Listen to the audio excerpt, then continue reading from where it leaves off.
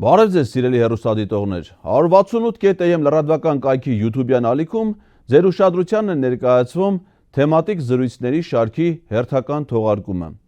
Այսօր այն նվիրված կլինի Հայաստան-Ադրբեջանից ներմուծված բենզինի առեղծվածի, նրա հանգամանքների, շարժառիթների եւ հնարավոր զարգացումների հետ։ Իսկապես բոլորս ենք հասկանում, որ սա սովորական առևտրային գործարք չէ։ Սա սովորական բիզնես չէ, սա իր մեջ ունի շատ լուրջ, քաղաքական, անվտանգային բաղադրիչներ եւ մենք փորձենք այս թեմատիկ զրույցի ընթացքում հասկանալ, թե ինչի համար է այդ ամեն ինչը տեղի ունենում, ինչպես տեղի ունեցան այս զարգացումները եւ ինչ հետևանքների կարող է դա հանգեցնել։ Այդ ադրբեջանական բենզինը գալիս է հայ սպառողների բարեկեցությունը ապահովելու, թե Հայաստանը վառելու համար։ Այն իր հետ բերում է օգուտներ, թե անվտանգային նոր մարտահրավերներ։ Նախ հաստատվեց տեղեկությունը, որ անցած շաբաթ դեկտեմբերի 19-ին Հայաստանը ներմուծվել Ադրբեջանում արտադրված վառելիք, բենզին, AI-95 տեսակի։ Այսինքն, եթե մինչև հիմա մի անգամ իրականացվեց մի վարժանք,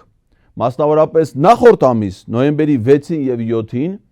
Ադրբեջանի տարածքով, այնուհետև Վրաստանի տարածքով, սկզբում ռուսական պարենային, այնուհետև ղազախական անասնակերի նպատակով արտադրելու նպատակով գործածվող ցորեն ներմուծելու համար, ապա այս անգամվա յուրահատկությունը կայանում է դրանում, որ Հայաստան առաջին անգամ պաշտոնապես ներմուծվում է Ադրբեջանում արտադրված ապրանք, այն էլ բենզին, այսինքն վառելիք, որը կիրառվում է ամենալայն առումով եւ մի ապրանք, որը Հայաստանում երբեք չի արտադրվել եւ չի արտադրվելու։ Փորձենք հասկանալ այդ ամենը։ Նախ իշխանությունները ամբողջ քարոզչությամբ փորձում են սա ներկայացնել իբրև խաղաղության իրենց օրակարգի մի մաս, ապա շրջափակման դրսևորում, խաղաղության խաչմերուկ այս քարոզչական հնարքների տեսանկյունից։ Բայց պարզա, որ նման բան գոյություն չունի, որովհետև մենք հիմա կներկայացնենք ձեզ շատ կոնկրետ փաստեր։ Իդեպ Ադրբեջանից բենզին, գազ գնելու, այսինքն վառելիքաէներգետիկ ռեսուրսներ ձեռք բերելու գաղափարի մասին, այս իշխանությունները դեռ վաղուց էին խոսում։ Ես հիշում եմ, որ դեռ անցյալ տարի էր, երբ Հայաստանի Հանրապետության տարածքային կառավարման եւ ենթակառուցվածքների նախարարի տեղակալը Թբիլիսիում Մետաքսի ճանապարհ խորագիրը կրող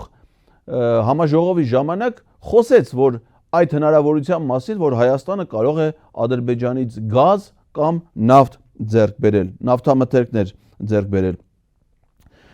Եվ խոսում էր նաև հայ-թուրքական սահմանը բացելու հնարավորությունների մասին եւ այլն։ Բայց Ադրբեջանը այս ամենը դիտում է միայն միակողմանի ուղղություններով։ Ես ուզում եմ ձեզ հիշեցնել, որ ադրբեջանական արձագանքը այս ամենի վերաբերյալ խաղաղության խաչմերուկ ապա շրջափակում շատ առարկայական էր եւ հստակ։ Մասնավորապես, երբ որ Հայաստանի արտգործնախարար Արարատ Միրզոյանը Եվրոպական միությունում ստորագրեց նոր փաստաթուղթ համագործակցության արձանագրություն կամ հռչակագիր, դրան Ադրբեջանի արտաքին գործերի նախարարությունը շատ կտրուկ արձագանքեց եւ այդ արձագանքից մեկը ես ձեզ հիմա կբեժբերեմ։ Ասում է, հաղորդվում է նաև, որ չնայած ԵՄ Հայաստան փաստաթղթում ներառված են Հայաստանի խաղաղության խաչմերուկ նախաձեռնությունը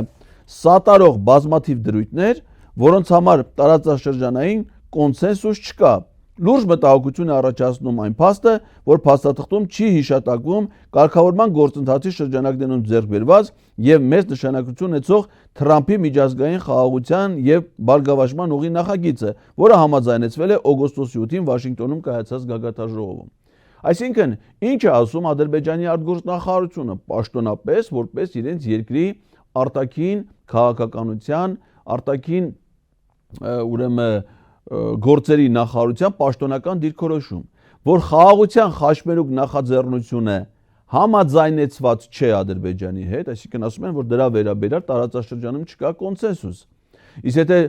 չկա կոնսենսուս, դա վերաբերում է սահմաններ բացելուն։ Ուրեմն Ադրբեջանը դեմ է սահմանի բացմանը։ Ադրբեջանը կողմ է միայն Թրամփի ուղուն, որը ըստ այդ փաստաթղթի օգոստոսի 8-ի միակողմանի է նախատեսում Ադրբեջանի հիմնական տարածքներից դեպի Նախիջևան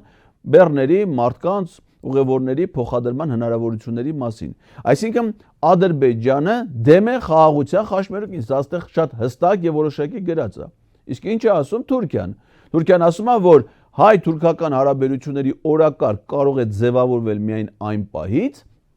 երբ Հայաստանը կկատարի Ադրբեջանի բոլոր պահանջները, այսինքն քանի դեռ կան հայ-ադրբեջանական խնդիրներ, հայ-թուրքական բարեկամություն, համագործակցություն որևէ ձևով չի կարող գոյություն ունենալ։ Այսինքն խաղաղության խաչմերուկ չկա։ Հետևաբար այն ինչ որ տեղի է ունենում, ցորենի ներմուծում կլինի Ռուսաստանից թե Ղազախստանից, Ադրբեջանում արտադրված բենզինի ներմուծում կլինի Հայաստան կամ դիզվառելիքի, դիզվառելիք ամենայն հավանականությամբ չի լինի, որովհետև դիզվառելիքը գործածվում է զինված ուժերում։ Այսինքն իրենք հայկական բանակի համար նավթամթերք ամենայն հավանականության չեն տրամադրի, բայց իհարկե Հայաստանից ստացված ֆինանսական միջոցները կուղեն իրենց բանակի կարիքների համար, դա շատ տրամաբանական է։ Բայց նրանք տրամադրում են բենզին միակողմանիորեն իրենց համար կարևոր խնդիրներ լուծելու համար։ Հիմա փորձենք հասկանալ, թե որը կարող լինել Ադրբեջանի համար այդ կարևոր խնդիրները։ Նախ Հայաստանը սեփական վառելիքաէներգետիկ ռեսուրսներ չունեցող երկիր է։ Մենք չունենք ոչ նավթ, ոչ գազ եւ բնականաբար ողջ նավթամթերքը, լինի դա բենզին, կերոսին, դիզվառելիք կամ այլ նավթամթերք, մենք ներմուծում ենք այլ երկրներից։ Որ երկրներն են, որոնք կարող են շահեկան լինել, որոնք ունեն նավթ արդյունահանող երկրներ են, որոնք կարող են Հայաստանի հետ համագործակցել։ Իրանը ունի նավթի հսկայական պաշարներ, սակայն Իրանից Հայաստան նավթամթերք չի ներմուծում, պայմանավորված Իրանի նկատմամբ իրականացվող միջազգային պատժամիջոցներով եւ սանկցիաներով։ Չնայած ասեմ ձեզ, որ Հայաստանը ԵԱՏՄ-ի անդամ է, իսկ Իրանը ԵԱՏՄ-ի հետ արդեն կնքել է եւ ուժի մեջ է մտել ազատ առևտրի համաձայնագիրը, ինչը ըստ էության հնարավորություն տալիս է արդյունավետ աշխատանքի եւ բանակցությունների միջոցով միգուցե հասնել Իրանից վառելիք ներմուծելու հնարավորության, ինչը որ չի արվել։ Այլ երկրներից Հայաստան վառելիք ներմուծող ընկերություն Հայաստանը չի ներմուծում, պայմանավորված հարկային եւ մաքսային առանձնահատկություններով, լոգիստիկ առանձնահատկություններով, միջազգային խոշոր վերազգային ընկերությունները, որոնք գործում են վառելիքաէներգետիկ սեկտորում, Հայաստանում գործունեություն չեն ծավալում, միայն վերջի տարիներին Shell ընկերությունն է, որ Հայաստանում սկսել է գործունեություն ծավալել, Երևանում, միայն Երևանում ունենալով 5 ուրեմն ավտոլցակայաններ։ Իդեպ Shell-ը Հայաստանն է մտել ըստ էության Ռուսաստանից, այսինքն այնտեղ կիրառված պատժամիջոցների ժամանակ բիզնեսի որոշ մասը տեղափոխել է Հայաստան։ Ուրեմն այլ երկրներից էլ չի ներմուծվում, հիմնականում ներմուծվում է Ռուսաստանից, որովհետև Ռուսաստան ինքնին խոշոր նավթ արդյունահանող երկիր է, աշխարհի մասշտաբով խոշոր նավթ արդյունահանող երկրներից մեկն է, բնականաբար ունի նաև սեփական նավթավերամշակման արդյունաբերությունը, ձեռնարկությունները եւ հաշվի առնելով նաև այն հանգամանքը, որ Հայաստանն ու Ռուսաստանը հանդիսանում են ԵԱՏՄ անդամ պետություններ, այսինքն փոխադարձ առևտուր իրականացում է առանց մաքսային турքերի, վճարների, առանց մաքսային ձևակերպումների, նույն մաքսային եւ տնտեսական տարածքում, տնտեսապես ավելի շահեկան է Հայաստանի համար ուրեմն վառելիք ձեռք բերել Ռուսաստանից։ Եվ հիմա ինչ է ստացվում, որ Հայաստանը իր համար գտել է վառելիքի, բենզինի մատակարարման այլ աղբյուր, ինչը նշանակում է, որ ժամանակի ընթացքում կարող է առհասարակ դադարեցվել բենզինի մատակարարումները Ռուսաստանից եւ Հայաստանը ամբողջությամբ սկսի այն ձեռք բերել Ադրբեջանից։ Իսկ ինչպես հայտնվեց ադրբեջանական բենզինը Հայաստանում, որովհետեւ մեր երկու պետությունների միջև չկան դիվանագիտական հարաբերություններ, կնքված չեն երկկողմ առևտրատնտեսական համագործակցության վերաբերյալ որևէ համաձայնագրեր, իսկ նման պայմաններում ըստ էության անհնար է, այսինքն եթե որևէ այլ երկրի հետ Հայաստանը ունենար նույն այդ ռեժիմը հարաբերությունների, առանց դիվանագիտական հարաբերությունների, առանց առևտրատնտեսական, ըստ էության նրա տարածքում գործող այդ երկրների տարածքում գործող տնտեսվարող ընկերությունները չեն կարող միմյանց հետ համագործակցել։ Հայաստանը չունի դիվանագիտական հարաբերություններ Ադրբեջանի հետ, որևէ նման համաձայնագիր երկկողմ չկա, հետեւաբար հարց առաջանում, թե ինչպես ստացվեց, որ այդ ընկերության արտադրանքը հայտնվեց Հայաստանի շուկայում։ Ասեմ ձեզ, որ բենզինը, դիզվառելիքը եւ այլ վառելանյութը Ադրբեջանում արտադրում է Սոկար պետական նավթագազային ընկերություն, այսինքն դա պետական ընկերություն է, ամբողջությամբ հանդիսանում է պետության սեփականությունը, հետևաբար նրա կողմից կայացվող որոշումները սոկառի դրանք ոչ միայն տնտեսական բիզնեսի ոլորտի որոշումներ են, այլ նաև պետական որոշակի քաղաքականություն են իրականացնում այդ ընկերության միջոցով։ Իդեպ սոկառը ոչ միայն շահագործում, արդյունահանում է Ադրբեջանում նավթի մի շարք հանքավայրեր, այլ նաև գազի, այսինքն դա նավթագազային ընկերությունն է ադրբեջանական եւ ընկերությունը ուրեմն համագործակցություն ունի նաև միջազգային առումով, ընկերության համասեփականատերը հանդիսանում ինքը Սոկար ընկերությունը, Բաքու, Թբիլիսի, Ջեյրան նավթամուղի 25%-ի սեփականատերն է հանդիսանում, Հարավային Կովկասի նավթամուղի 10%-ի սեփականատերն է հանդիսանում, ընկերությունը նաև փայատեր է Բաքու Սուբսա նավթամուղի եւ Բաքու Նովորոսիսկ նավթամուղի։ Ժամանակին մինչև բոլշևիկյան կարգերի հաստատումը շատերս գիտենք, որ Բաքվում հիմնական նավթարդյունահանող ընկերությունների սեփականատերը եղել են առավելապես հայերը, դրանց թվում եղել է նաև մեծանուն հայազգի գործարար եւ բարերար Ալեքսանդր Մանթաշյանցը։ Սոկարը դեպ Ադրբեջանի խոշորագույն ընկերությունն է, այդ ընկերությունը ուղիղ կապ ունի բնականաբար Ադրբեջանի պետական իշխանության հետ, պետության մասը կազմում, իսկ Ադրբեջանի նախագահ Իլհամ Ալիևը 1994 թվականից մինչև 2003 թվական, այսինքն շուրջ 9 տարի, նա հանդիսացել է այդ ընկերության փոխնախագահը։ Սոկարը իդեպ ասեմ ձեզ, որ քաղաքական գործընթացների ուղիղ մասնակից է, երբ որ 2021 թվականին Նիկոլ Փաշինյանի եւ Վաղարշակ Հարությունյանի ապօրինի որոշումներով Հայաստանի տարածքներից նոր տարածքներ հանձնվեցին Ադրբեջանին, այդ թվում Գորիս-Կապան միջպետական M2 ճանապարհի Գորիս-Կապան ճանապարհահատվածը, անմիջապես ադրբեջանցիները այնտեղ կառուցեցին Սոկարի բեզալցակայան, ավտոլցակայան, ու պարզ է, որ դա տնտեսապես որևէ հիմնավորում չուներ այդ որոշումը, որովհետև ճանապարհի այդ կարճ հատվածում ոչ մի ադրբեջանական բնակավայրեր գոյություն չունեն, այնտեղ ադրբեջանցիներ չեն ապրում եւ կարծում եմ, որ երկար ժամանակ չեն էլ ապրելու, այդ ճանապարհով որևէ հաղորդակցություն չկա, ոչ մի մեքենա այնտեղով չի անցնում, հետեւաբար հարց առաջանում, եթե մի տարածքում մեքենա չի անցնում ու չի անցնելու, ինչի պիտի այնտեղ կառուցվեր Սոկարի բենզալցակայան, այսինքն ակնհայտ է, որ դա արվել է ոչ թե այդ պահին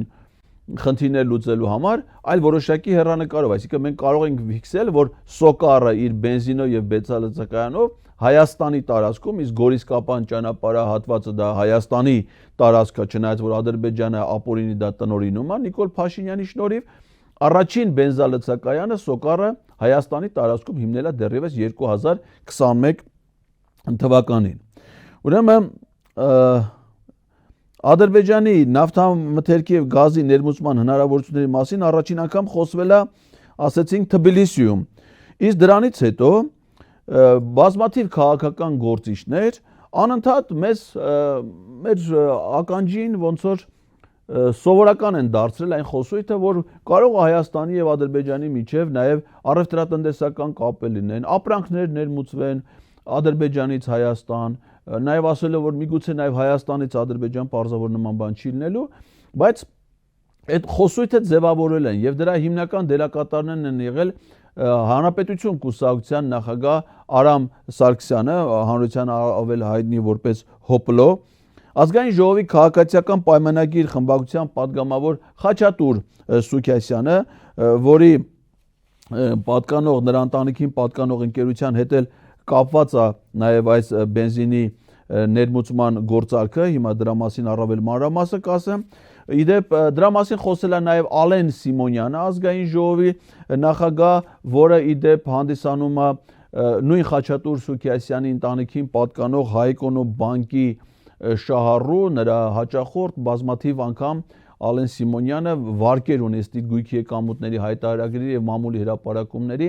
վարկեր ունի վերցրած հենց այդ Հայ Էկոնոմ բանկ ընկերությունից, այսինքն բանկից, այսինքն ստացվում է, որ մի ընտանիք կա, որը որ տրապետում է ֆինանսական միջոցների, որոնց հետ փոխկապակցված են իշխանության տարբեր ներկայացուցիչներ, որում Ալեն Սիմոնյանը միակը չի իշխանության ներկայացուցիչներից, որը հիպոթեկային կամ այլ վարկեր է վերցրել հենց Հայ-Էկոնոմ բանկից եւ հետ պատերազմյան շրջանում ձեռք են բերել մեծ ծավալի գույք եւ սեփականություն։ Մինչև իդեպ ասեմ, որ Հայ-Էկոնոմ բանկի վարչության անդամ է եղել նաև մինչև պետական պաշտոններ զբաղեցնելը, մինչև ադրբեջանա-թուրքական հեղափոխությունը հանրապետության նախագահ Վահագն Խաչատուրյանը։ Ուրեմն հիմնական գործարքի մասին պայմանավորվածությունը այս նավթի ներմուծման ձեռք է բերվել Մեհեր Գրիգորյանի եւ Շահին Մուստաֆայևի հանդիպման ժամանակ։ Այս տարի դա մեր հաջորդ լուսանկարն է, այս տարի ուրեմն նոյեմբերի 28-ին Արտաքին գործերի նախարարությունը տեղեկատվություն տարածեց, որ նոյեմբերի 28-ին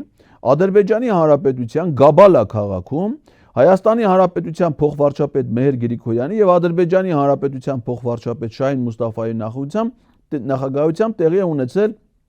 սահմանային հանձնաժողովների իբր հերթական նիստը 12-րդ հանդիպումը։ Իդեպ այս հանդիպումը ունի որոշակի առանձնահատկություններ, որովհետեւ այդ նույն օրը Արտաքին գործերի նախարարությունը տեղեկատվություն տարածեց, որ տեղի է ունեցել նաև Հայաստանի եւ Թուրքիայի հարաբերությունների կարգավորման գործընթացի հատուկ ներկայացուցիչների հանդիպումների ընթացքում ձեռք բերված պայմանավորվածությունների համաձայն երկու երկրների համապատասխան գերատեսչությունների ներկայացուցիչների հանդիպում, ուրեմն Ախորիկ Աքյակա եւ Անցակետում եւ Գյումրի քաղաքում տեղեկություններ կային, որ թուրքական պատվիրակությունը այցելել է նաեւ Գյումրի, Շիրակի մարզպետանի աշխատակիցներին դուրս են բերել շենքից, որպեսզի թուրքերը այնտեղ տեղակայվեն եւ հանդիպում անցկացնեն իրենց անվտանգության նկատառումներով հավանաբար։ Եւ հիմա հաստատվեց այն տեղեկությունը, որ այս բենզինի ներմուծման պայմանավորվածությունը ձեռք է բերվել հենց նոյեմբերի 28-ին Ադրբեջանի Գաբալա քաղաքում տեղի ունեցած հանդիպումից։ Ինչն է սա չափազանց տարօրինակ, որովհետև ըստ հաղորդագրության սա Մեհեր Գրիգորյանի Շահին Մուստաֆայևի հանձնաժողովների 12-րդ հանդիպումն է, բայց առաջին անգամ է, որ այդ հանդիպման վերաբերյալ մասին լուսանկար է հրապարակվել։ Մինչ այդ որևէ հանդիպման լուսանկար, տեսանյութ, որևէ տենց փաստագրող նյութ չի հրապարակվել։ Սա առաջին անգամ էր, որ դա տեղի ունենում։ Այդ սահմանային հանձնաժողովները ինչ ստեղծվել են 2023 թվականի ուրեմն օգոստոսի 22 թվականի օգոստոսի մայիսի 23-ից մինչ օրս, երբ որ 24 թվին հաստատվեց նաև նրանց հանձնաժողովների կանոնակարգը, որը անցավ այդ ՍԴ-ի ազգային ժողովի գործընթացը, միայն Հայաստանում, Ադրբեջանում դա տեղի չի ունեցել, մինչ օրս այդ հանձնաժողովների ջանքերով դեռևս 1 միլիմետր սահմանագծում, սահմանանշում տեղի չի ունեցել։ Այնինչ որ ներկայացում է Տավուշի մարզում, իբրև սահմանազատման գործընթաց, հետագայում պարզվեց, որ դա սահմանազատման հետ որևէ կապ չունի, դա ընդամենը հայկական կողմից Ադրբեջանին տարածքներ հանձնելու գործընթաց է տեղի ունեցել, այսինքն 4 գյուղ եւ հարակից տարածքներ եւ ադրբեջանցիները նոր իրենց դիրքերն են տեղակայել Հայաստանի տարածքում, այդ թվում Կիրանց գյուղում։ Եվ դա ներկայացում է իբրև սահմանազատում, բայց իրականում ոչ մի նման արձանագրություն, փաստաթուղթ սահմանազատման վերաբերյալ տեղի չի ունեցել, այսինքն եւ դրանից հետո էլ կանոնակարգը հաստատելուց հետո առհասարակ այդ գործընթացը որևէ արդյունք չի ունեցել։ Ու հիմա ստացվում է, որ դա ոչ թե սահմանային հանձնաժողով է, այլ ընդամենը հայ ադրբեջանական միջկառավարական հանձնաժողովը առևտրատնտեսական հարաբերություններ հաստատելու համար։ Դեպ ասեմ, որ Մեհեր Գրիգորյանը նաև հայ-ռուսական առևտրատնտեսական համագործակցության միջկառավարական հանձնաժողովի համանախագահն է։ Այսինքն փաստացի այդ հանձնաժողովը դադարել է սահմանային հանձնաժողով լինելուց, այլևս չի զբաղվում սահմանային հարցերով, եթե երբևէ զբաղվել է, եւ հիմա զբաղվում է Ադրբեջանի հետ առևտրատնտեսական հարաբերություններ հաստատելով, ընդ որում միակողմանի, որովհետև միայն Ադրբեջանից է Հայաստան ապրանք ներմուծվել, այն էլ կենսական նշանակության ապրանք, իսկ Հայաստանից Ադրբեջան ոչինչ չի արտահանվել եւ այդ ուղղությամբ որևէ պայմանավորվածություն չի ձեռք բերվել։ Հիմա կան գործարքի ուրեմն իրավական, տնտեսական, քաղաքական, կազմակերպական հարաբերություններ, այսինքն երբ որ ապրանք է ներմուծվում, Դրա համար ասեցինք պետք է լինի նախ պետությունների միջև համագործակցություն, համաձայնագիր, ինչը Հայաստանի եւ Ադրբեջանի պարագայում չկա, որից հետո պետք է լինեն ընկերություններ, մասնավոր ընկերություններ, ապրանք վաճառող եւ գնորդ, որոնք իրար հետ պետք է կնքեն պայմանագիր։ Այդ պայմանագրի հիման վրա այս ընկերությունը վաճառողը տալիս է ուրեմն վճարման հաշիվ ապրանքագիր, ֆակտուրա, որից հետո այս մի ընկերությունը պետք է ֆինանսապես փող փոխանցի, որպեսզի փող փոխանցի այդ պետությունների բանկային համակարգերը պետք է սահմանափակումներ չունենան, այսինքն Հայաստանից պետք է հնարավոր լինի ազատ ֆինանսական միջոցներ փոխանցել Ադրբեջան կամ Սոկարը ինքը վերազգային Ադրբեջանից դուրս գործող ընկերություն է, ինքը նաև Վրաստանում ունի ուրեմն ներկայացություն, նաև վրացական բանկերում բնականաբար բանկային հաշիվներ, հետևաբար միգուցե այդ գործարքը տենց է տեղ ունեցել, մեզ ոչ մի մանրամասներ այդ մասին չեն հայտնում, բայց տրամաբանությունը նշում է, որ պետք է փող փոխանցվի, որ նրանք ապրանք մատակարարեն, որից հետո պետք է պայմանագիր կնքեն բեռնափոխադրող ընկերության հետ, այսինքն տվյալ դեպքում երկաթուղային որևէ ընկերություն պետք է ստանձնի բեռը փոխադրելու պատասխանատվությունը։ Բեռնափոխադրող ընկերությունը բեռնափոխադրում իրականացնում է միայն այն դեպքում, երբ որ այդ բեռը ապահովագրած է, այսինքն պետք է լինի մի ապահովագրական ընկերություն, որը որ ստանձնել է այդ բեռի ապահովագրությունը, իսկ այդ ընկերությունը դա անում է այն դեպքում, երբ որ ինքը նվազագույն է տեսնում ռիսկեր, այսինքն եթե ինքը վտանգներ տեսնի, դա այդ նշանակում է այնքան է հստակ բիզնեսի համար, որ նրանք գնացել են այդ գործարքի, եթե պարզ բիզնեսի տրամաբանությամբ նայենք, ուրեմն ոչ մի բեռնափոխադրող պիտի այդ գործարքը չաներ, հաշվի առնելով հարաբերությունների վիճակը, ոչ մի ապահովագրող պիտի բեռը չապահովագրեր, եթե ապահովագրված չէր բեռնափոխադրում չլինելու, այդ նշանակում է, որ այդ հարթությունում որոշումները կայացվել են ոչ թե բիզնեսի տրամաբանությամբ, այլ բացարձակ քաղաքական տրամաբանությամբ, տրվել են քաղաքական երաշխիքներ եւ դա է հանգեցրել որոշման կայացմանը։ Մամուլում անմիջապես տեղեկություններ տարածվեցին, որ այդ բենզինի ներմուծող ընկերությունը, որը պետք է վաճառի, դա մեզ հայտնի Run Oil, ուրեմն բենզոլցակայանների ցանցն է, որը պատկանում է ազգային ժողովի քաղաքացիական պայմանագիր խմբակցության падգամավոր Խաչատուր Սուքիասյանի ընտանիքին, ըստ մամուլի հրապարակումների։ Դրանից հետո Գևորգ Պապոյանը դեկտեմբերի 19-ին գրառում էր կատարել, որ 1300 տոննա ծավալով 22 վագոն ադրբեջանական ծագման A95 բենզինը արդեն հատել է Ադրբեջան-Վրաստան-Հայաստան սահմանը երկաթգծով եւ արդեն հասնում է եւ հասել է Հայաստան։ Ավելի ուշ պարզ դարձավ հետեւյալը, որ իրականում բենզինի ձեռքբերումը իրականացրել է մեկ այլ ընկերություն, որի անունը չեն տալի, խոշոր, ուրեմն մեծածախ վաճառքով զբաղվող ընկերություն, իսկ Run Oil բենզոլցակայանների ցանցը, որը իրականում պատկանում է Megatrade SP-ին, ըստ Ազատություն ռադիոկայանի վերջին հրապարակումներից մեկի, որն էլ մտնում է Սիլ Կապիտալ ընկերության խմբի մեջ, այս Սիլ Կապիտալի սեփականատերն է հանդիսանում Խաչատուր Սուքիասյանի ընտանիքը, բայց պարզվում է, որ այս Megatrade ընկերությունը Run Oil-ի բենզոլցակայանների, դա ինքը ոչ թե ուղիղ Ադրբեջանից առ է, այլ Հայաստանում գտնվող խոշոր վերավաճառող, մեծածախ վերավաճառող ընկերությունից եւ պարզվում է, որ ինքը միակը չի։ Կա նաեւ երկրորդ ընկերություն, որը ձեռք է բերել այդ ադրբեջանական բենզինը արդեն Հայաստանում, որի անունը մինչև հիմա հայտնի չի, այսինքն դա գաղտնի է պահվում։ Այսինքն ակնհայտ է, որ սա քաղաքական գործարք է, այլ ոչ թե տնտեսական, քաղաքական գործարք, որը ուղիղ կապված է իշխանության մաս կազմող, ոչ թե առնչվող կամ բան, որտեղ Խաչատուր Սուքիասյանը ազգային ժողովի падգամավոր է, այսինքն բարձրաստիճան պաշտոնատար անձ եւ հենց իշխող քաղաքացիական պայմանագիր խմբակցության падգամավոր եւ նրա ընտանիքի հետ է կապվում։ Իդեպ ես մտա նայեցի Խաչատուր Սուքիասյանի գույքի եկամուտների հայտարարագիրը, նա չի հայտարարագրել, որ ինքը հանդիսանում է Megatrade ընկերության հիմնադիր կամ բաժնետեր, բաժնեմասիտեր կամ ուրեմն այլ նրա կնոջանով, այսինքն ավելի շուտ նրա ընտանիքին պատկանող է, որովհետեւ Սուքիասյանների ընտանիքը, եղբայրները համասեփականատեր են նաև այլ բիզնեսներում եւ այստեղ ուղղակի նրա անվան հետ է կապվում ավելի շատ եւ կարծում եմ, որ դա ունի իր ակնհայտ առարկայական հիմնավորումներ, այսինքն իշխանությունը գնացել է քաղաքական գործարքի Ադրբեջանի հետ եւ այդ գործարքի տնտեսական բաղադրիչը իրագործվել է իշխանության մաս կազմող օլիգարխիկ ներկայացուցիչ եւ նրան սեփականությունը հանդիսացող ընտանիքին պատկանող ընկերություններից մեկի կամ մի քանիսի կողմից։ Ուրեմն ակնհայտ է, որ ադրբեջանական նավթամթերքը բենզինը Հայաստան ներմուծելը նաև տնտեսապես չէր կարող ուրեմն շահեկան լինել, որովհետև ադրբեջանական նավթը եւ մնացած բոլոր նավթամթերքները ունեն միջազգային գներ զուտ բիզնեսի իմաստով, իսկ դրանք այլ երկրներից ներմուծելու դեպքում պետք է դրանք մաքսազերծվի եւ վճարվեն բավականին մեծ ծավալի հարկեր, ինչը չի արվում Ռուսաստանի պարագայում, որովհետեւ ասացինք Հայաստանը եւ Ռուսաստանը ԵԱՏՄ անդամներ են եւ Ռուսաստանից երբ որ Հայաստան ապրանք է ներմուծում այդ թվում բենզին,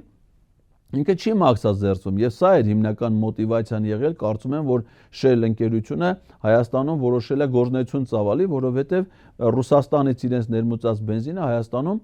չի հարկում լրացուցիչ։ Իսկ Ադրբեջանը, քանի որ ԵԱՏՄ-ի անդամ չի, ուրեմն Ադրբեջանից ներմուծված բենզինի պարագայում այս արտոնությունները նրանց չեն վերաբերում, հետեւաբար դա պետքա մաքսազերծվի։ Իսկ բենզինը դա ոչ միայն սովորական ապրանք է, այլ նաև ենթակցիզային ապրանք է, հետեւաբար մաքսազերծման ժամանակ վճարվում է ոչ միայն ավելացված արժեքի հարկ սահմանի վրա, այլ նաև ակցիզային հարկ։ Հետևաբար դա էապես պետքա բարձրացնի ապրանքի գինը։ Եթե այդ գինը եղել է մրցունակ, իսկ շուկայում եթե գինը չեն ուզում բարձրացնել բենզին, այլ պետքա վաճառեն եղած գներով, իսկ ընկերության տնօրենը կարծեմ հայտնել էր, որ հնարավոր է իրանք դեռ հաշվարկներ չունեն, այսինքն գործարք են արել, իսկ հաշվարկներն ուշադրություն չեն դարձել, դա իրանց համար ավելի էժանա, շահեկանա, թե չէ, կեժանանա, թե թանկանա, այսինքն հաշվարկները տնտեսական մնացել են հետին պլան։ Հիմա եթե որպեսի մրցունակ գներ պահպանեն, նշանակում է ադրբեջանական Սոկար ընկերությունը այնց ցածր գնով է տվել, որ միգուցե ավելի շահեկան լինի Հայաստանի համար այդ բենզինի ներմուծումը, Հայաստանը դադարեցնի դա ներմուծել այլ երկրներից, բերելով միայն Ադրբեջանից։ Սա դեմպինգի քաղաքականությունն է, այսինքն քանի որ Սոկարը մոնոպոլ ընկերություն է նավթի արտադրության վերամշակման համար, ապա ինքը կարող է ցանկացած գին սահմանի, առավել ևս որ այդ գինը իրանց համար տնտեսական նշանակություն չունի։ Իրանք խոշոր ընկերություն են եւ կարան մի ուղղությամբ էլ միայն Հայաստանին տան շուկայականից ցածր գին վնասներ կրելով այդ մի գործարքի համար տնտեսապես, բայց շահելով պետությունը քաղաքականապես, չնայած ձրի չի էլի որ տալու են Հայաստանը փող է վճարելու դրա համար։ Ընդ որում Ադրբեջանը խոշոր հարկ այդ Սոկարը խոշոր հարկ վճարող ընկերություն է Ադրբեջանում, նշանակում է Հայաստանից իրենց ստացած ֆինանսական միջոցները հասույթը բաշխվելու այն ձևով, որ նրանք ոչ միայն հարկեր են վճարելու Ադրբեջանի պետական բյուջեին, այլ նաև դիվիդենդներ են վճարում Ադրբեջանի պետական բյուջեին որպես պետական ընկերություն, եւ դրանով Հայաստանը փաստորեն նպաստում է Ադրբեջանի պետական բյուջեի մեծացմանը, որի 21%-ը ուղղված է ռազմական կարիքներին, եւ Հայաստանն էլ իր հերթին փաստորեն այստեղ կրճատում է իր ռազմական ծախսերը, կրճատում է բանակում զինվորական ծառայության ժամկետը, այսինքն փաստացի կրճատում է բանակը, դրա հետ միասին Հայաստանի փողն էլ փոխանցում է Ադրբեջանին, որպեսզի Ադրբեջանը այդ միջոցներով լրացուցիչ ծախսեր իրականացնի, սպառազինություններ ձեռք բերելու, բանակ պահելու եւ Հայաստանի դեմ հետագա ագրեսիա իրականացնելու համար։ Սրանք դեռ կարճաժամկետ կտրվածքով, իսկ հետաքրքիր է հասկանալ, թե ինչ երկարաժամկետ նպատակներ կարող է ունենալ Ադրբեջանի համար այս գործարքը։ Ասացի, որ Սոկարը դա գործունեություն է ծավալում ոչ միայն Ադրբեջանում, այլ նաև այլ երկրներում, մասնավորապես Վրաստանում եւ Ադրբեջանում։ Վրաստանում Սոկար ունի ոչ միայն ուրեմն ավտոլցակայանների են, բենզալցակայանների են, ոչ միայն բենզին, նաև դիզվառելանույթ եւ այլն Վրաստանում ամենամեծ ցանցերից մեկը, այլև իրականացում է Վրաստանում սպառողների գազի բաշխում, այսինքն եթե Հայաստանում գազաբաշխումը իրականացնում է Գազպրոմ Արմենիա ընկերությունը, ապա Վրաստանում դա իրականացնում է ադրբեջանական Սոկար նավթագազային ընկերությունը։ Հայաստանում ուրեմն ապրանքներ արտանելուց հետո որոշ ժամանակ անց Սոկարը կարող է բացել նաև իր սեփական բենզալցակայանների ցանցը, այսինքն այս պահին նա կարող է վաճառել միայն միջնորդ ընկերությամբ Հայաստանում գործող բենզալցակայաններին, իսկ ավելի ուշ, այսինքն գործարքի շարունակական կրկնության դեպքում միգուցե եկող տարի ոնց որ բացել են Գորիս Կապան ճանապարհին, բայց ֆունկցիոնալ չի գործում, նույն բենզալցակայաններից Սոկարը բացի Հայաստանի ողջ տարածքում դառնալով ամենամեծ ցանցը Հայաստանում, ոնց որ ունի իր սեփական բենզոլցակայանները Վրաստանի տարածքում։ Իդեպ Սոկարի բոլոր բենզալցակայանների մոտ ծածանվում է Ադրբեջանի դրոշ, այսինքն չի բացառվում, որ ընդհանրենք 2026-ին Հայաստանում արդեն Երևանում մի քանի տեղեր բնականաբար առաջինը Երևանում կանեն, այնուհետև մարզերում բազեն Սոկարի բենզալցակայաններ, Էժան համեմատաբար վառելիք վաճառեն մարդիկ սիրով գնան առնեն, ունդեղ բոլոր քաղաքներում Հայաստանի, այդ թվում Երևանում սկսեն ծածանվել Ադրբեջանի եւ Թուրքիայի դրոշները, որը իրենց կորպորատիվ ուրեմն քաղաքականության մաս է կազմում։ Նաև բնականաբար, եթե Սոկարը արդեն բազավորվեց Հայաստանում իր բենզալցակայանների ցանցով, ուրեմն ինքն է որոշում, թե իր ընկերությունում ովքեր պետքա աշխատեն, ում պետքա ընդունի աշխատանքի։ Եվ ահա սա մեծ հնարավորություն է ստեղծում ադրբեջանցիների Հայաստան գալու եւ նաեւ նրանց Հայաստանում աշխատանքով ապահովելու համար, այսինքն այն որ Ադրբեջանում հիմա քննարկվում է Արևմտյան Ադրբեջանի ծրագիրը, Հայաստան ադրբեջանցիներով բնակեցնելու ծրագիրը, Սոկարը կարող է լինել ոչ միայն դրա ֆինանսական բաղադրիչը ապահովող ընկերությունը, այլ նաև աշխատատեղեր ապահովի Հայաստանում բնակվող ադրբեջանցիներին, աշխատանքի ընդունեն միայն ադրբեջանցիների։ Ադրբեջանցիները սկսեն գալ Հայաստան ու սկսեն աշխատել նաև Սոկար ընկերությունում իր մնացած բոլոր հետևանքներով։ Բացի դրանից Սոկարը պետքա ունենա իր գրասենյակը Հայաստանում, գլխավոր ուրեմն օֆիսը։ Ես բազմիցս եմ խոսել այդ մասին, ցավոք սրտի շատ քչերն են դրան ուշադրություն դարձնում, բայց ոնց որ թե ամեն ինչ գալի արդեն ընկնում է իր տեղը։ Ես ուզում եմ ձեզ հիշեցնել, սիրելի հեռուստադիտողներ, որ 2023 թվականի օգոստոսի 17-ին կառավարությունը որոշում է կայացրել գույք հետ վերցնելու, ամրացնելու, գույքի ներդրմամբ Republic Plaza բաց բաժնետիրական ընկերություն հիմնելու մասին։ Այդ օրը, այսինքն 2023 թվականին, դա մեր հաջորդ լուսանկարն է,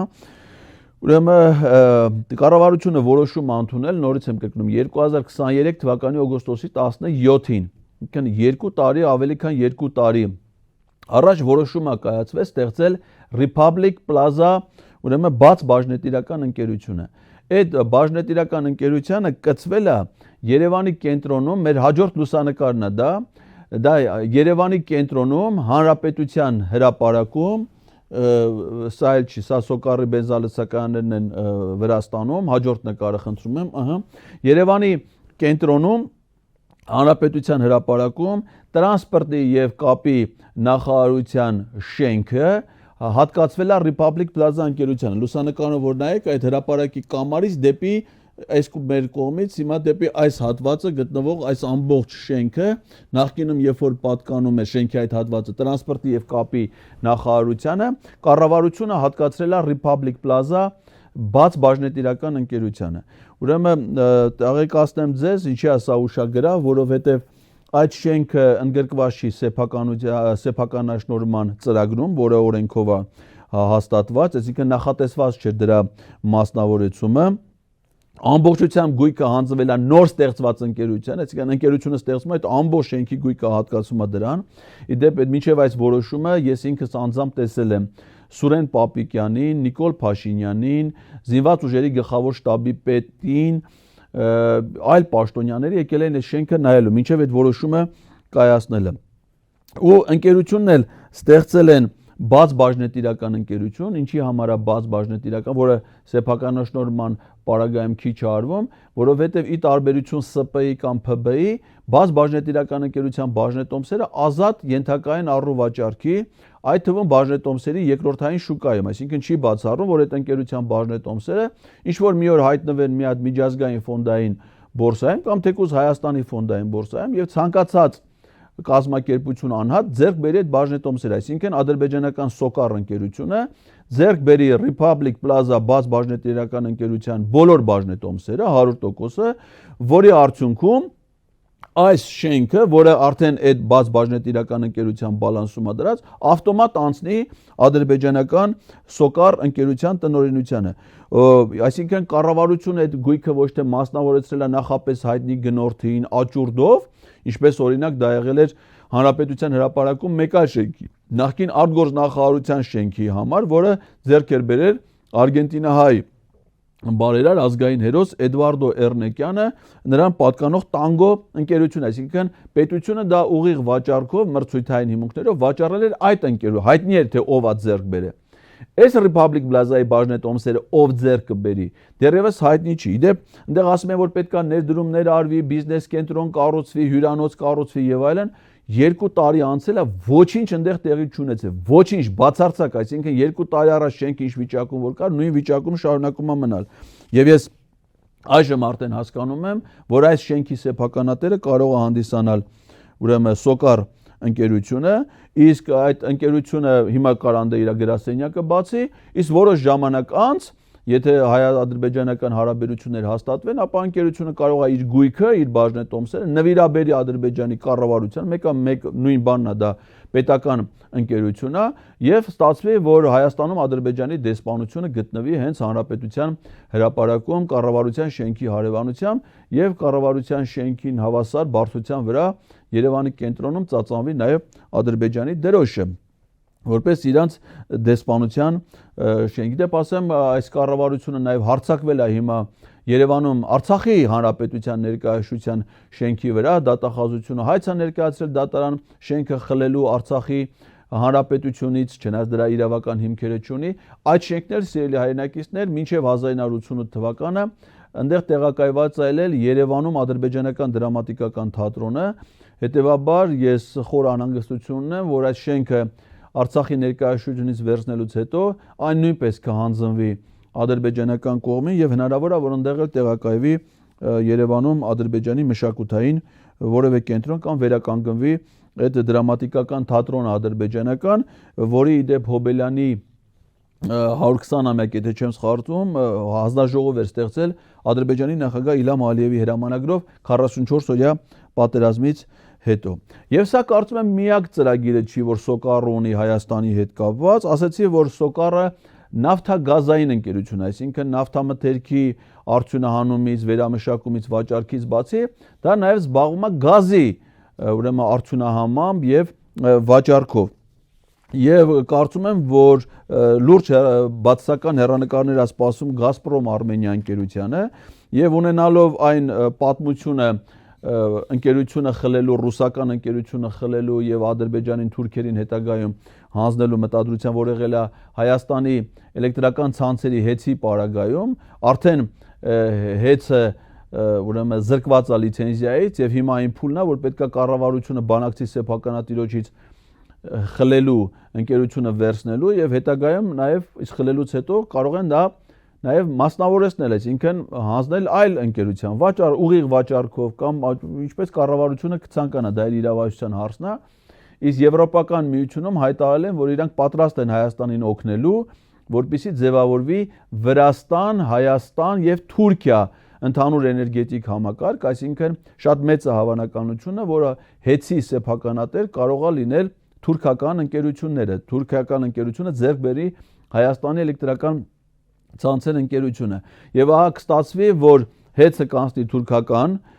ուրեմն տնօրինությանը, իսկ նույն մոտեցումը կարող է իրականացվել Գազպրոմ Արմենիայի պարագայում, ասենք օրինակ ազգային անվտանգության ծառայության սև դիմակավոր հատուկ ստորաբաժանումը քննչական կոմիտեի հետ հարկերից խուսափելու, չարաշահումների, չգիտեմ այլ մեղադրանքներով կարող է լինի դա փողերի լվացում, պաշտոնական դիրքի չարաշահումների, այդ ինչ որ մի մեղադրանքով մտնեն Գազպրոմ Արմենիա ընկերություն, խափանեն այդ ընկերության գործունեությունը, ձերբակալեն նրա ղեկավարներին եւ այլն, որից հետո այդ ընկերության կառավարումը նույնպես անցնի Ռոմանոս Պետրոսյան ինչ որ մի հերթական պայմանական ասած գործի ղեկավարման ներքո եւ այն մոդելը, որ կիրառեցին հեծի պարագայում, կիրառեն նաեւ Գազպրոմ Արմենիայի պարագայում, որից հետո Գազպրոմ Արմենիայի ֆունկցիաները կամ բաժնետոմսերը վաճառեն ուրեմն Սոկար ընկերությանը եւ Սոկարը սկսի նաեւ գազաբաշխումը իրականացնել ոչ միայն Վրաստանում, ինչը որ հիմա անում, այլ նաև Հայաստանում։ Իսկ սա շատ ես կարծում եմ հավանական է, որովհետև Ադրբեջանը ինքը հիմա մի շատ մեծ ավանտյուրա է անում միջազգային ուրեմն շուկայում, ինքը շատ երկրներ գազ արդյունահանող է համարվում, գազ է վաճառում, որը պարզվում է իր սեփական գազը չի, այսինքն իրենք Ռուսաստանից գազը ձեռք են բերում, բայց արդեն որպես ադրբեջանական գազ, քանի որ իրենք էլ ունեն գազի որոշ ուրեմն հանքավայրեր, կարող են ներկայացնել, որ դա իրենց ադրբեջանական գազն է, բայց իրականում այդ ծավալը իրանք չունեն։ Իրանք ներմուծում են ռուսական գազը եւ որպես ադրբեջանական գազ վերավաճառում եւ դա նաեւ Ռուսաստանի համար է շահեկան, որովհետեւ ըստ էության այդ մեխանիզմով, այդ ավանտյուրայով շրջանցվում է նաեւ պատժամիջոցները եւ փաստացի ռուսական գազը Ադրբեջանի անվան տակ վաճառվում է այլ երկրներում, այդ թվում Եվրամիության երկրներում, ինչը որ մեծացնում է Եվրամիության հետաքրքրությունը Ադրբեջանի նկատմամբ քաղաքական առումներով։ Հիմա Ադրբեջանը նույն ռուսական գազը, որը մենք հիմա ստանում ենք ուղիղ Ռուսաստանից Վրաստանի տարածքով, կարող է արդեն ներմուծի Ադրբեջանով, այնուհետև բերի Հայաստան եւ ասի իբր դա ադրբեջանական գազ է, տիրանա Գազպրոմ Արմենիա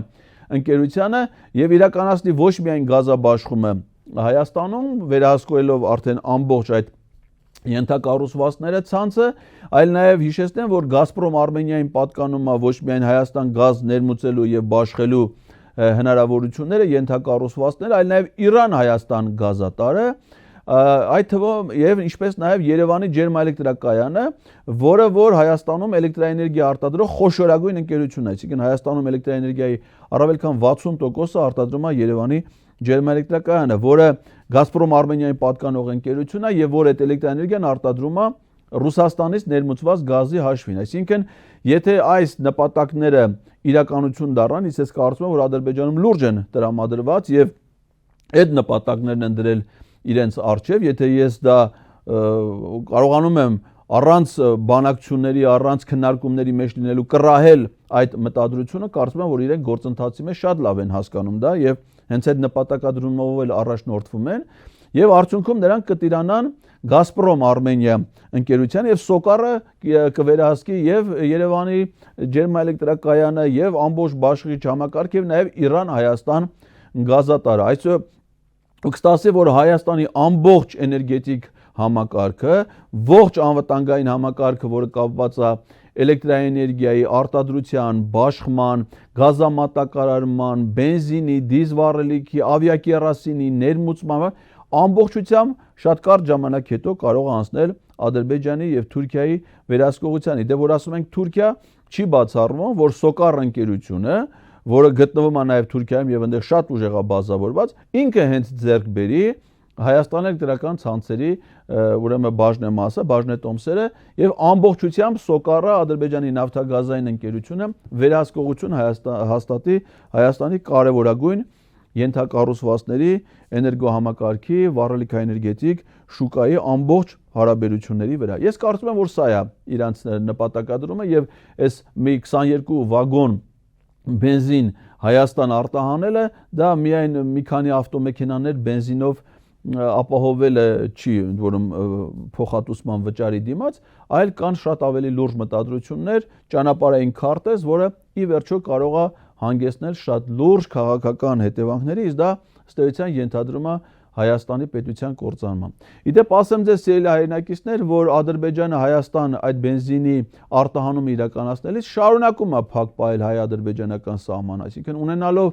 երկաթգիծ, ավտոմոբիլային ճանապարհներ, որ ուղիղ կապում է Հայաստան-Ադրբեջանի հետ, նրանք իրենց բեռները Հայաստան բերում են ոչ թե ուղիղ մատակարարմամբ, այլ Վրաստանի տարածքով, այսինքն Ադրբեջանը այդ ամենը իրականացնում է շարունակելով շրջափակման մեջ պահել Հայաստանը։ Բացառում է եւ չի նախատեսում համարժեքության որոշակի քայլ, որ Հայաստանից էլ Ադրբեջան վաճառվի որևէ տեսակի ապրանք այդ երկաթգիծը, այդ երթուղին ծառայի նաև այլ ուղղությամբ, այսինքն բեռնափոխադրումների համար կամ Հայաստանից Ադրբեջան որևէ ապրանք վաճառելու համար։ Դա բացառում, այսինքն Ադրբեջանը միակողմանիորեն կարողանում է կարճաժամկետ իմաստով հասնել տնտեսական օգուտների, որոնք իրենց համար լայն հնարավորություն են ստեղծում հետագա քաղաքական, անվտանգային, լրջագույն խնդիրներ լուծելու եւ նաեւ այս եղանակով Հայաստանը ամբողջությամբ զավթելու համար, այսինքն ինչ ունենք մենք ադրբեջանա-թուրքական հեղափոխությունից հետո, որ Ադրբեջանին հաջողվել է ռազմական ճանապարհով տիրանալ Հայաստանի անվտանգային համակարգի գլխավոր պատնեշը հանդիսացող տարածքների, այդ թվում Արցախի սահմանամերձ հատվածներում իշխող բարձունքների, այսինքն ռազմական խնդիրները լուծելուց, Հայաստանի նկատմամբ իշխանություն հաստատելուց հետո հիմա անցել է նաև տնտեսական էքսպանսիային, տնտեսապես Հայաստանը զավթելու գործընթացին, ինչը ամբողջությամբ համապատասխանում է Ադրբեջանի նախագահի խոսույթին, նրա հայտարարություններին, որ Հայաստանի հիմիկվա տարածքը դա հին ադրբեջանական տարածք է, Երևանը դա ադրբեջանական քաղաք է եւ իրենք մտադիր են այնտեղ վերադառնալ եւ դա անելու են ոչ միայն տանկերով, չբացառելով նաեւ տանկերով գալու հնարավորությունը, այլև դա անելու են ուրեմն ավտոմեքենաներով, խաղաղ ձևով, բայց անպայման գալու են, իսկ գալու են այստեղ իշխանություն հաստատելու եւ մեր երկրին ամբողջությամբ տիրանալու համար, ինչը որ նրանց հաջողվել է Արցախի պարագայում, իսկ իրանց դա հաջողվել է եւ նաեւ այս գործարքները, այս ամեն ինչը հաջողվում է միայն այն դեպքում, երբ որ Հայաստանի վարչապետը Նիկոլ Փաշինյանն է եւ Հայաստանում իշխանության ղեկին շարունակում է մնալ այս փոքրիկ ադրբեջանա-թուրքական շահերը սպասարկող խմբակը, իսկ քանի դեռ կա այդ խմբակը, Ադրբեջանին դեռ նոր հաջողություններ են սպասվում Հայաստանի եւ հայ ժողովրդի ուղղակի ֆիզիկական գոյության եւ մեր պետականության ֆիզիկական գոյության հաշվին։ Կա այդ ամենը խափանելու հնարավորություն, դրա հնարավորությունը ստեղծում է յուրաքանչյուր հայ մարդու մտքում եւ գործողություններում։ Կլինի այդ ամենը, կլինի այդ դիմադրությունը, մենք կարող ենք պաշտպանել եւ փրկել մեր երկիրը կործանումից։ Հակառակ պարագայում Հայաստանի նաեւ այս հատվածին սպասվում է Արցախի ողբերգական ճակատագիրը, Արցախի ժողովրդի ողբերգական ճակատագիրը, ցեղասպանություն եւ բռնի տեղահանություն սիրելի հայրենիքից։ Այսքանը, սիրելի հեռուստադիտողներ, ցավալի եզրահանգումներով ենք մենք ավարտում այս թեմատիկ զրույցը, բայց ես փորձում եմ լինել սառը դատողություններով, իրատեսական մեկնաբանություններով, հիմնված բացառապես փաստերի վրա։ Բաժանորդագրվեք 168.am լրատվական կայքի YouTube-յան ալիքին, հավանեք եւ տարածեք այս տեսանյութը, թողեք ձեր մեկնաբանությունները եւ հետեւեք 168-ի բոլոր թողարկումներին։